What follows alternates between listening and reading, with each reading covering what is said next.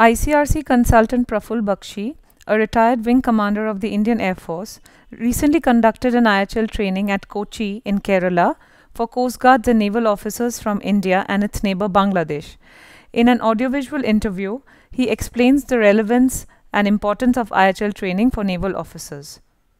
This was a special course because Bangladesh naval officers were called in, and say 17 of them were given a humanitarian law capsule course by us. Bangladesh and India cooperate in this training.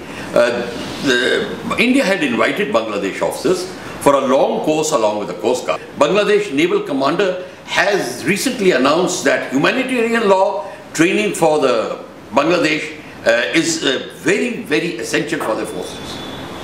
Navy is a very important part because it's Bangladesh is basically surrounded by sea and a very good big coastline, and so has India. And this the navies, when they go into sea, they face a lot of humanitarian law requirements, especially where there are fishermen, where there is disaster, where there are pirates, where there are so many aspects which are there which directly impinge upon the humanitarian aspect of the community as such. Humanity is affected, neutral shipping is affected, the fishing boats are affected, normal civilian vessels are affected, and to make sure that the suffering is minimum, the means and methods of warfare are also made to be limited. So the armed forces have a role to play in this, and Bangladesh Navy, Indian Navy, all the navies must undergo this course, especially from the San Ramos manual, which is upheld by the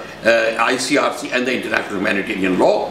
This becomes very important, and there are various subjects which deal with the humanitarian aspects in conflict, especially for the people.